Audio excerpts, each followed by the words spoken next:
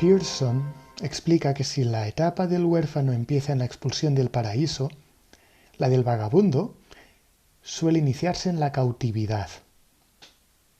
La inocencia y la orfandad suelen darse en el ámbito de la pareja, también en el familiar, pero los hijos e hijas de familias narcisistas no han vivido en un paraíso, sino en una ignorancia de dónde estaban metidas, hasta que descubren que estaban en una prisión, manipulados y cautivos de unas personas que aparentan ser reyes y reinas, pero no son más que ogros carceleros que se han estado alimentando de su ser.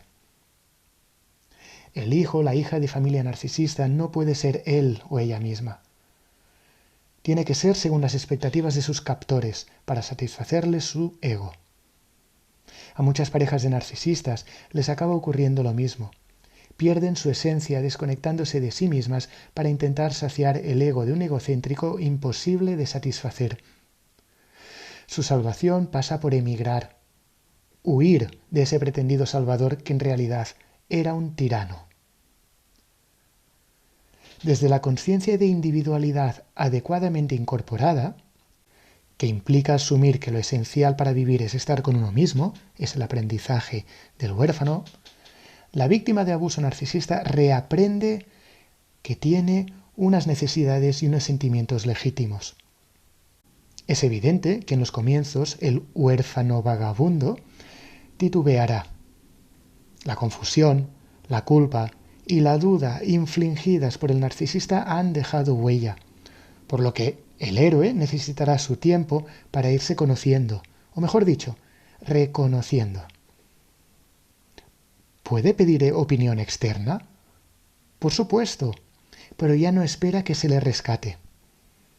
Afrontar el miedo a equivocarse que acarreó en su anterior etapa.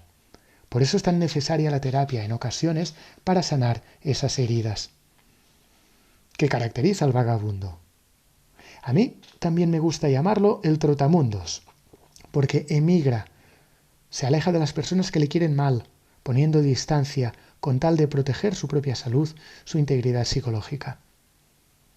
Es una buena forma de cuidarse, detectar qué le sienta mal y alejarse de eso. Podemos considerar que el famoso contacto cero forma parte de esta etapa. Se corta el contacto con un entorno tóxico, loco e insano.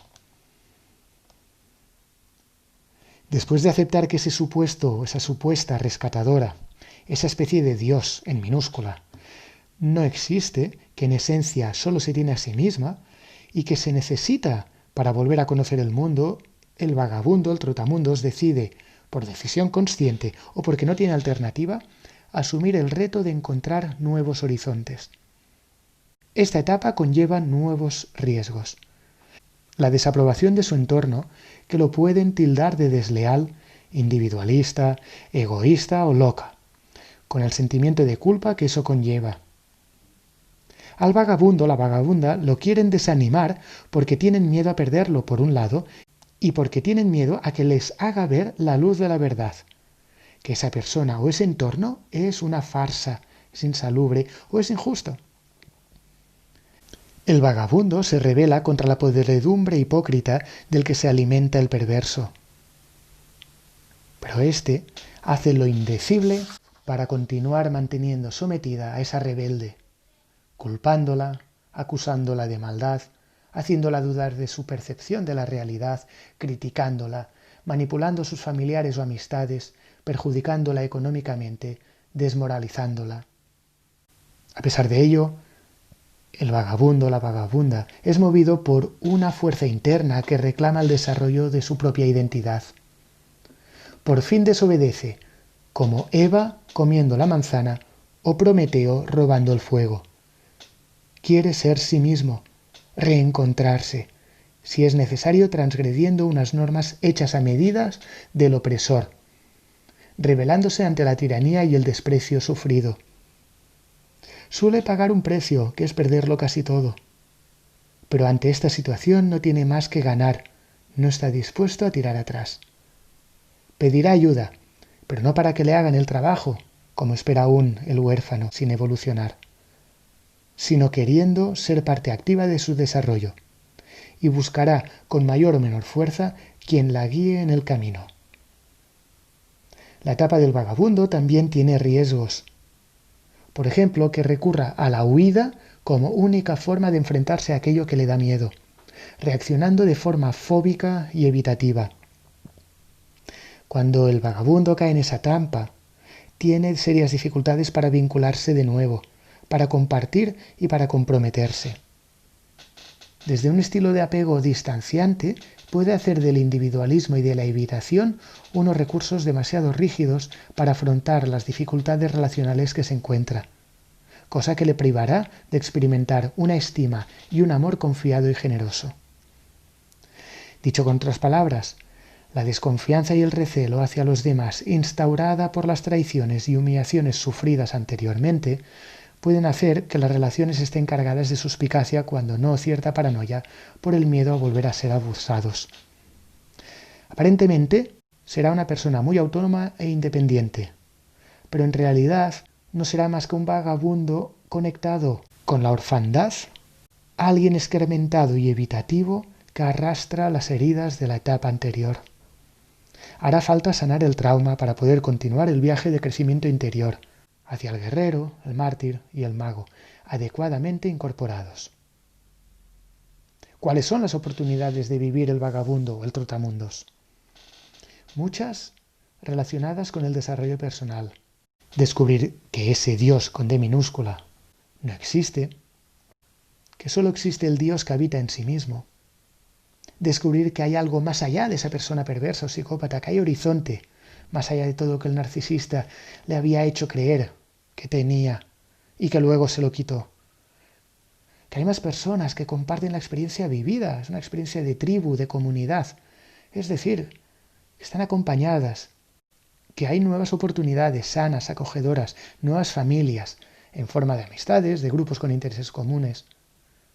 El vagabundo explora y conoce el mundo sin atarse en exceso a nada ni a nadie.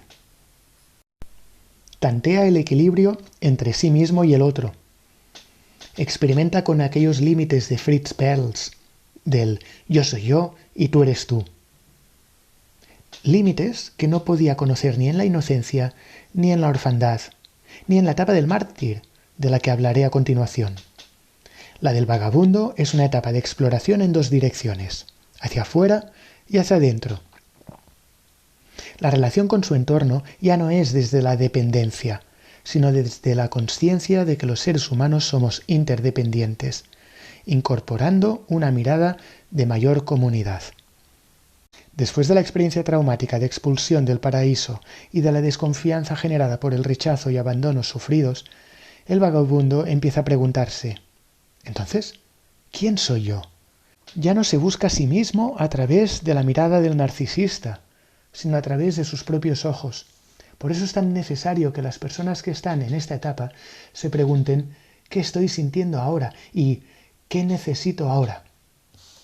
¿qué siento y qué necesito? Son dos preguntas que las deben acompañar para el resto de su viaje, porque las ayudará a definirse como sujetos, ya no objetos, muy a pesar del narcisista, con características únicas e irrepetibles, dignas de ser reconocidas como las características y necesidades de cualquier otra persona.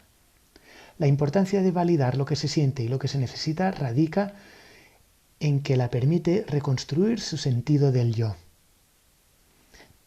De hecho, después de haber sido anulada y destruida psicológicamente por el narcisista, la etapa del vagabundo permite reconstruir su sentido de identidad.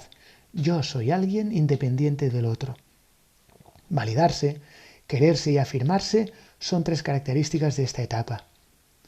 En términos psicológicos hablamos de la individuación y de la asertividad. Recuerda, los demás no existen si tú no existes. Lo esencial es que tú existas. En esencia, solo te tienes y te necesitas a ti misma. Por lo tanto, más te vale cuidarte y tenerte en cuenta. ¿Y cómo se hace? Insisto, empezando por lo más sencillo, preguntándote qué siento y qué necesito ahora. Una persona abusada se preguntará: ¿pero es legítimo esto que estoy sintiendo y necesitando ahora? La respuesta es siempre sí. Otra cosa es que esa necesidad pueda o no satisfacerse en ese momento. También caldrá valorar si tu necesidad va en detrimento de las necesidades de otra persona, valoración que un narcisista no sabe hacer. Pero válidas, legítimas, lo son siempre. Por eso el ser sintiente y pensante también lo es de válido. Si los sentimientos de un narcisista son válidos, ¿por qué los tuyos no? Si todo el mundo tiene derecho a tener necesidades, pero recordémoslo, algunas no a satisfacerlas, tú también. Esto es validación, esto es tenerse en cuenta y respetarse. Si somos capaces de incluir en la ecuación el otro, es decir, el prójimo, entonces conseguimos descentrarnos lo suficiente para no caer en ese narcisismo que nos da tanto miedo. Pero si vivimos totalmente descentrados, olvidándonos de nosotros mismos, acabamos siendo negligentes con lo fundamental para estar aquí, que es nosotros mismos. ¿Hacia dónde nos lleva esta asertividad, este reconocerse como individuo con necesidades y sentimientos válidos y legítimos? Nos dirige hacia la etapa de la guerrera, del guerrero, en la que autoafirmación se expande, se da a conocer y se defiende a capa y espada. Aún así, os hablaré de esta etapa en el 6º vídeo para centrarnos antes en otra etapa muy habitual en las víctimas de abuso narcisista y que se relaciona muy de cerca con la etapa del huérfano. Haz clic en el enlace para continuar en la etapa del mártir.